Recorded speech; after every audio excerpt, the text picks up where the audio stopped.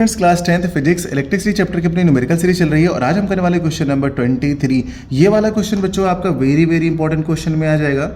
NCERT का तो है ही और साथ में ये बहुत ज़्यादा इंपॉर्टेंट है। इसका कॉन्सेप्ट आप सभी को पता होना चाहिए। तो चलिए क्वेश्चन पढ़ते हैं, देखते हैं इसमें क्वेश्चन में क्या गिवन है। Several electric bulbs design to be used on 220 volt electric supply line are rated 10 watt.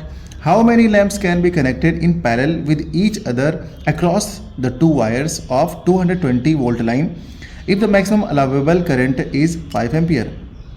इसका मतलब पता है क्या है? इन्होंने बोला है कि आपके पास दो पॉइंट हैं, ठीक है। एक पॉइंट मान लीजिए यहाँ पर, एक पॉइंट यहाँ पर है, ठीक है ना। और यहाँ के बीच में, दोनों के बीच में बहुत सारे बल्ब लगे हुए हैं। कितने बल्ब लगे हुए हैं नहीं पता। पैरेलल कंडीशन में कितने बल्ब इसमें लगा दिए जाएँ, ठीक है ना। और उनके बीच में मैक्सिमम जो करंट होगी ना वो कितनी होगी, 5 एम्पियर की होगी। और जो वोल्टेज आप अप्लाई करेंगे वो होगा 220 वोल्ट। इनके कहने का मतलब है कि 220 वोल्ट अप्लाई किया जाएगा लाइन में, जिसमें करंट होगी 5 एम्पियर मैक्सिमम, है ना। और ये जो करंट होगी ना, उसमें एक जो बल्ब होगा उसकी पावर होगी 10 वॉट। मैक्सिमम जो पावर वाला बल्ब रखा जाएगा, एक पावर वाला बल्ब रखा जाएगा, उसकी 10 वॉट से ज़्यादा नहीं रखी जाएगी। मैक्सिमम पावर कितनी होगी, 10 वॉट। मैक्सिमम करंट कितनी होगी, 5 एम्पियर। और उसमें वोल्टेज कितना अप्लाई किया जा रहा होगा, 220 वोल्ट। तो अब आपको बताना है। तो सबसे पहले देखिए, जो कंडीशन यहाँ पे गिवन है ना, तो उसको आप समझते हुए पहले वैल्यूज़ को नोट डाउन कर लीजिए। वैल्यूज़ हमारे पास क्या गिवन है, देखिए पावर हमारे पास, तो ये आपकी पावर है। एक बल्ब की मैक्सिमम पावर कितनी है, 10 वॉट। तो ये नोट कर लिया।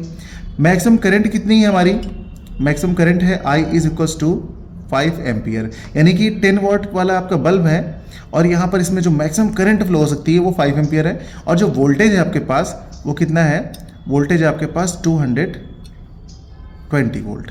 सबसे पहले जो 10 हमने लिखा है ना, ये एक बल्ब का पावर है। तो एक बल्ब का पावर तो ये है, यानी कि ये पावर है एक बल्ब की। और हमको पहले निकालनी है पावर ऑफ जितने भी बल्ब लगे होंगे उनके, हमको सारे बल्ब की पावर पता करनी है पहले। और अगर हम सारे बल्ब की पहले पावर पता कर लें और फिर ये एक बल्ब की पावर से डिवाइड कर दें, तो हमको पता चल जाएगा कि नंबर ऑफ बल्ब्स कितने लगे हैं। आया कुछ आइडिया आपके पास? तो टोटल पावर हमको निकालनी पहले। तो टोटल पावर निकालने के लिए हमारे पास एक फार्मूला होता है बच्चों। हमारे पास फार्मूला है P is equals to V into I, ये फार्मूला है। और इसमें क्या करेंगे हम, V की वैल्यू कितनी है हमारे पास, 220, तो हम यहाँ पे पुट करेंगे 220 इंटू मैक्सिमम करंट हमारे पास कितनी है, 5 एम्पियर, तो हम 5 पुट करेंगे और इसको सॉल्व कर लेंगे।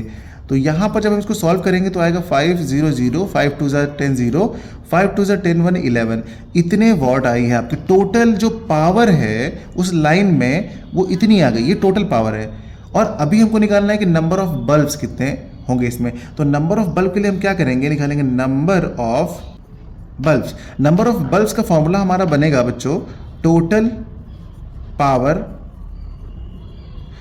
और डिनोमिनेटर में लिखेंगे पावर ऑफ ईच बल्ब। यहां लिखेंगे पावर ऑफ ईच बल्ब। तो एक बल्ब की पावर कितनी है, 10 वॉट है। अब यहां पर हम सारी वैल्यूज को क्या करेंगे, पुट कर देंगे। दिख रहा है आप लोगों को ये?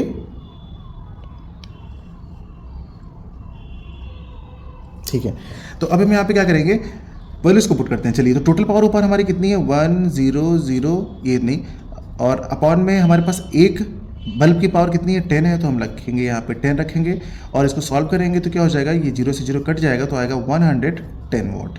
ये आ गया।